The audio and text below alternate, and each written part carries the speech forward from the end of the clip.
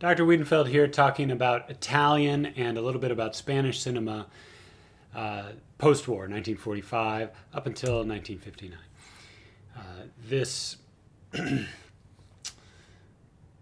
is going to be in the same context as France, Britain of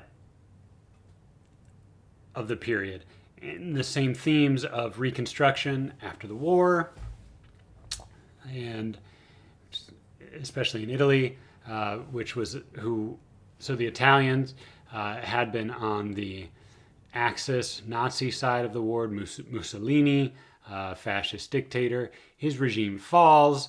The Allies invade in 1943, and then after 1945, the Allies are present, and then economically are giving all kinds of support for Western Europe to rebuild.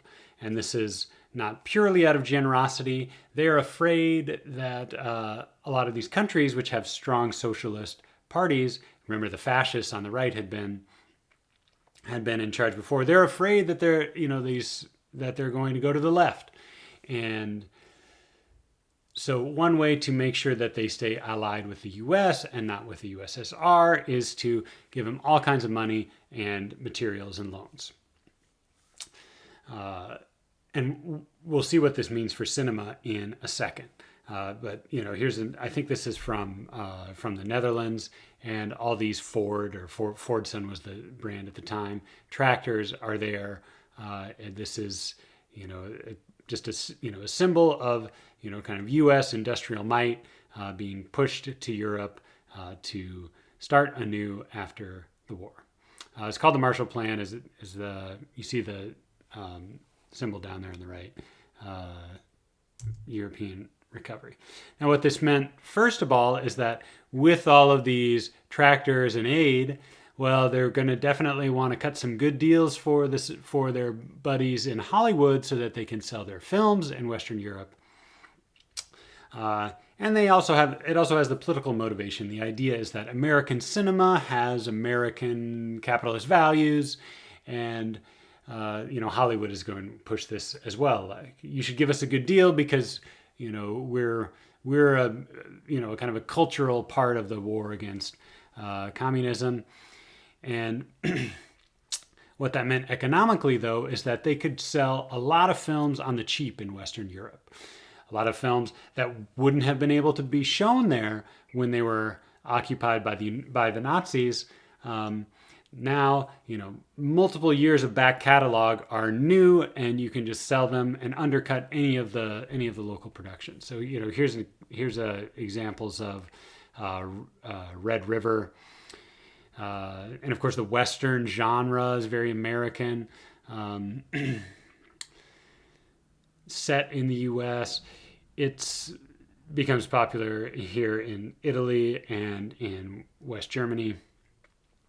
So popular that, in fact, there's an undercurrent of resistance to it that sees this as a kind of a cultural imperialism. That all these places in Western Europe have been taken over by the U.S. and the U.S. values, and they want to do something different. Well, we'll get to that. We'll get to those themes a little bit later, but that's just kind of the general context of Reconstruction after the war, and this growth toward what's going to become a booming economy and booming film industries in the 50s. Now, going to Italy, the major thing that's happening is called neorealism. This is the new development that gets attention all over the world. It's not entirely new. It's taking some things from Renoir and French realism in the 30s, and I'll say a little bit more about realism in a minute. But first, let me give us some background on where cinema was in Italy before the war. So, the Venice Film Festival, established by Mussolini's party here in the 30s, the paused during the war, it's going to come back and it's going to be very important. And not only Venice, it sets the model for a whole bunch of film festivals all around the globe, and especially in Europe. It's a whole network of film culture that is interested in the arts. Neorealism is going to be especially successful in these festival circuits. But this is tied in with the Biennale, which is the festival of the arts, and it's kind of a connected but almost it's important in its own right cinema festival. Now the studios, so that stays the same. The festival stays the same, even though, well, the only thing that changes is no longer is it Mussolini and the fascists in power, but the festival itself is going to grow in importance as there's more festivals. The studios here are going to change in that the production was centralized in Italy. Cinema City, Cinecittà, was built in the late 30s. Italy had, since the teens, been known, from Cabiria, these lavish productions, big historical spectacles. That is going to change with neorealism. And the connection of, here, this is a Mussolini behind the camera, the connection of the state power. The realism it actually started under Mussolini. I'll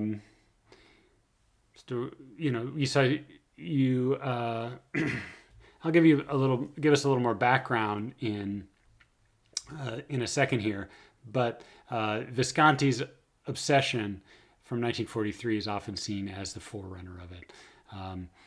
Story of this kind of drifter who comes in and seduces a wife that at this kind of roadside inn.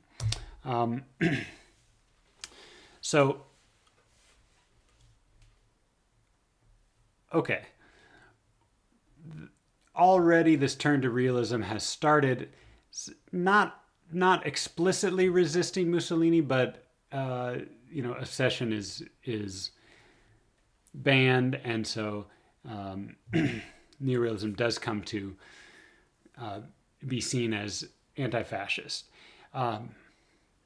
The other context for why neorealism becomes so important is that it is closer to documentary.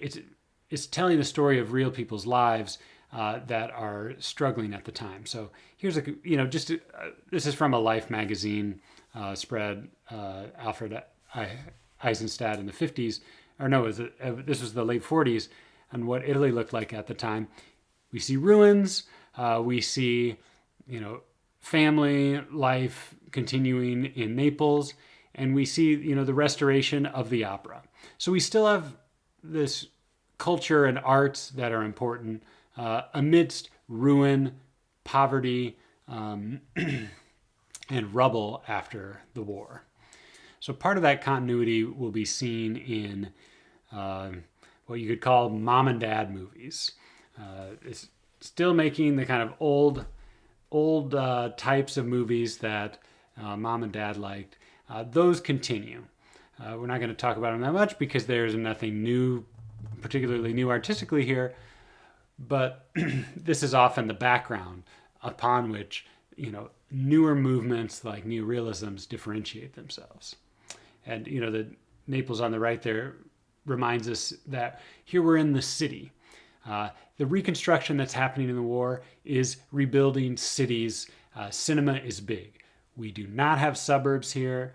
We are not watching on television yet. Cinema is going to thrive during this period because it's in the cities and there's not a competitor in television. A couple other images that struck me of the boy on the tank, and then comparison to the sleek new design that's coming in, and this fancy younger set here might be interested in neorealism, and I'll let you think about why. So on the background of neorealism is the older realism. Neo, of course, means new. There's a new realism. Well, what was the old realism? Well, this is 19th century in literature and in visual arts. Let me talk a little bit about visual arts because this is easier to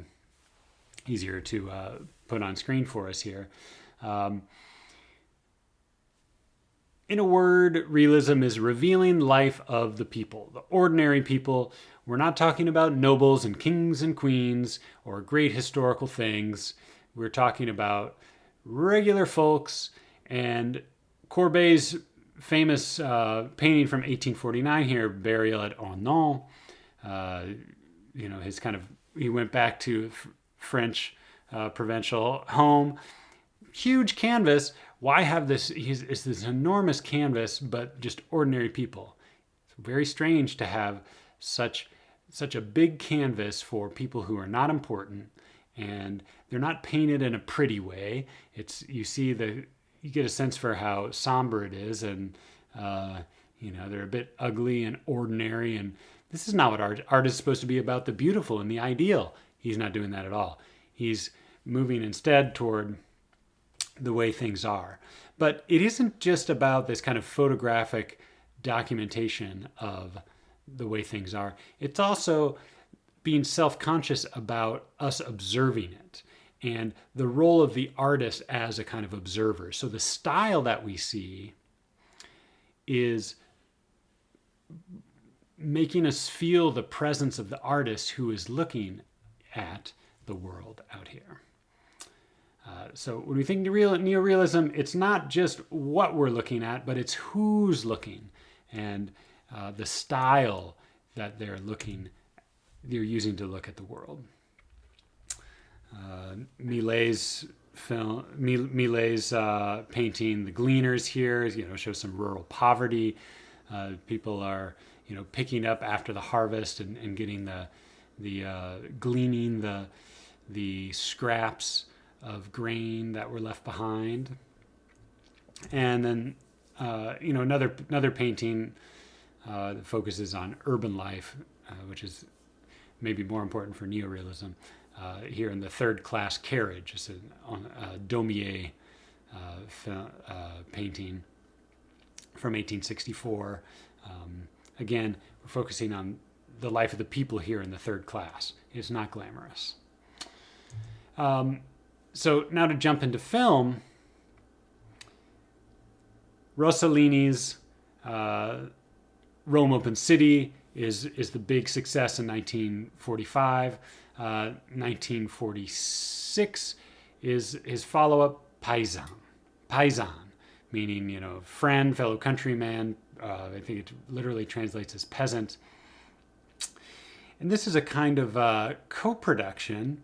You see down at the bottom, it's distributed by MGM, and there's an Organizzazione Film Internazionale, OFI, and the foreign film productions. So because of the success of Rome Open City, I believe he's able to get, financing for another film, which is particularly interesting for, the American companies, because it's about the Italy during the Allied invasion of 43 and afterward.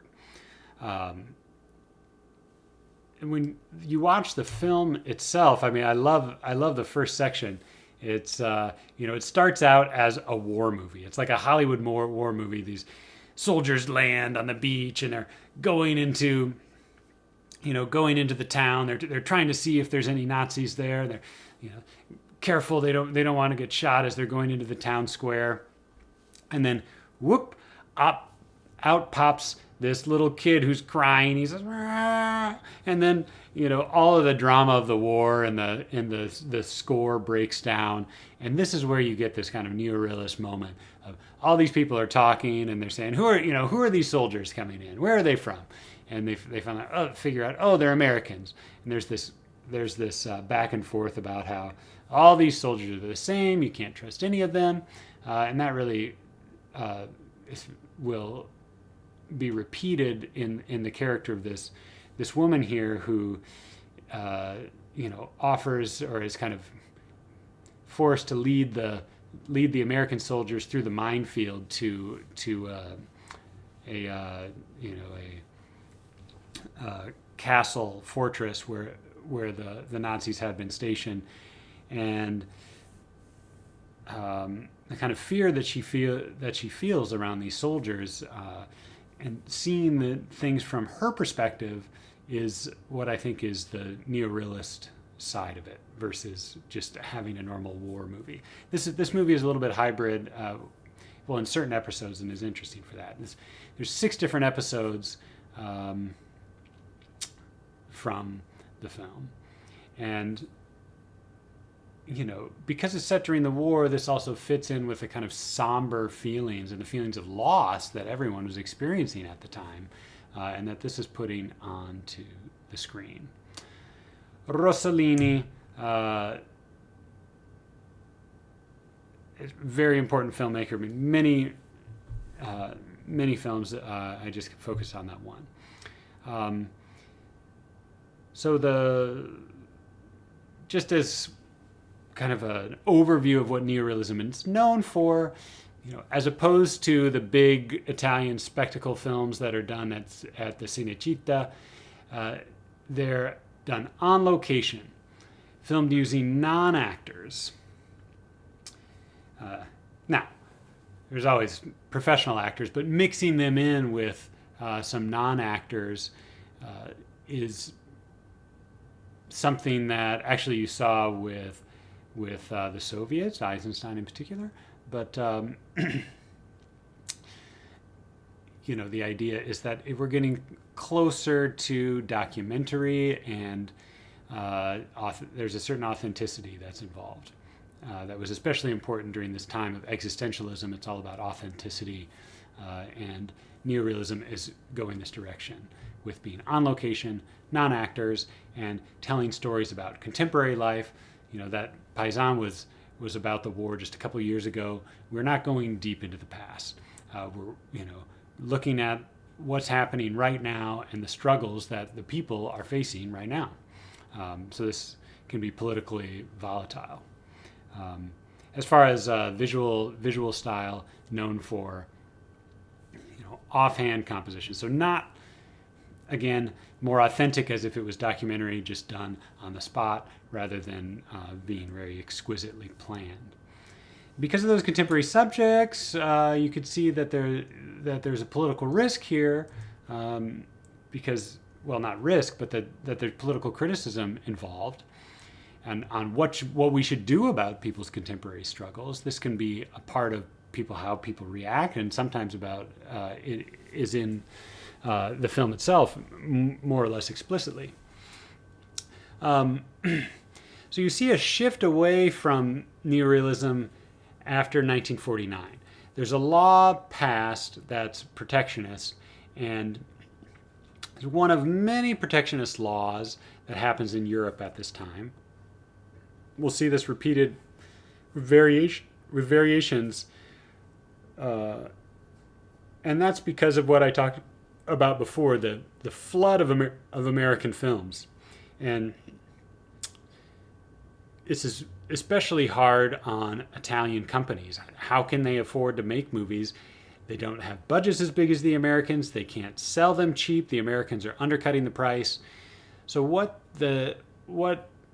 Italy does, this pioneered by this was Undersecretary of Entertainment, they say, Andreotti, is that they establish quotas. Only so many American movies are going to be allowed to be released, and they're going to also say that the profits that the American companies make, they cannot leave Italy. We have to keep them here, and we're going to allow you to reinvest those profits in, say, Italian movies. You could do like a co-production. So this leads to, a bunch of Hollywood movies that will be shot in Europe, and the budgets will be like blank checks because they have all these profits. They don't know what else to do with. Cleopatra is maybe one of the famous examples. But that's on the Hollywood side. What this means is that now we're carving out a space for Italian movies on the screen, that theaters need to fill it with Italian films. And to help production, there's going to be subsidies, like government grants that and loans that companies can get. But with those loans come conditions and usually approvals by committees, and that is what that has to do with is censorship. So the problem this poses for neorealism is that if you're a politician, you are not probably, and you're an incumbent, you're not going to win a lot of fans by talking about how terrible the country is, because you're running the country. So you want to say things are great, things are getting better, things are getting better. You don't really appreciate the international fame of movies about how everyone is struggling, like Bicycle Thieves. You have crime, you have rubble, you have unemployment. You don't want to be talking about this. This is not really so important for you as a politician and as a party. So what the effect this has is that filmmakers are shifting from less tragic endings and hopeless causes to rosy neorealism, so a little bit lighter comedy, and history. The historical subjects return, and of course you can make these bigger budget movies with kind of subsidies. In the example here is Visconti's The Leopard.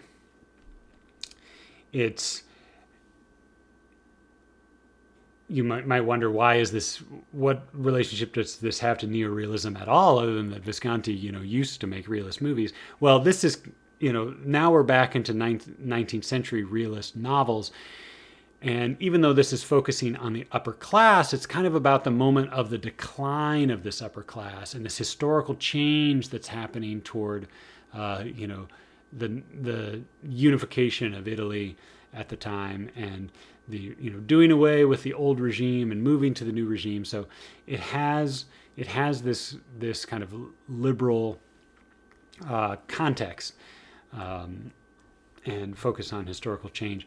But this is a historical movie, and we really start to see the kind of operatic sensibilities of Visconti come out. He's from an upper class family, and starts to use, his camera work has been compared to the like the glasses that one wears at an opera. You may have noticed on the poster that this is a co-production, Italian-French. Pathé, the French firm, and it has this French star, Alain Delon, an Italian star, Claudia Cardinale, and an American star, Burt Lancaster. So this isn't like Rossellini. Visconti is famous enough that international firms are interested in working with him, especially by this time in the 60s. I'm kind of jumping forward here, but it's such a good example. It's such a great film and a good example of the shift away from the contemporary subjects in neorealism.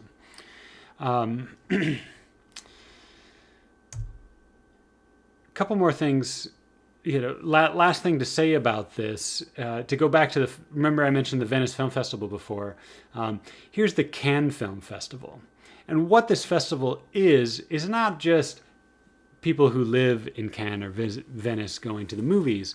This is a media spectacular. And here, is an example of what they did to promote this movie, The Leopard. Okay, they're going to get an actual leopard on the beach with Lancaster and Claudia Cardinale. And here are the photos. And you see, it's all the press are there. This is a major media event. You don't have the way that the media worked back then is that there would be, the events like these, and this is where you could get pictures of everyone, and so the publicity starts here.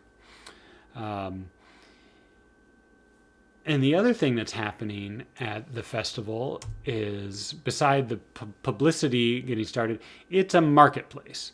All of the distributors and exhibitors are coming, and they're saying, these are some films that have been made. Can I buy distribution rights for that for my country? And so it's a marketplace. And they're also, anytime you get all these film business people together, they're also making deals on the next picture, as well as looking at the ones that are done. And they're awarding prizes, and there's the festivals themselves are state supported, and they're run by committees, and so it's not entirely economic focused. There is a huge economic aspect of it there, but there's also this cultural element that makes the film festivals a kind of an alternate network to just the normal theaters. There's, in the U.S. is known as art house theaters.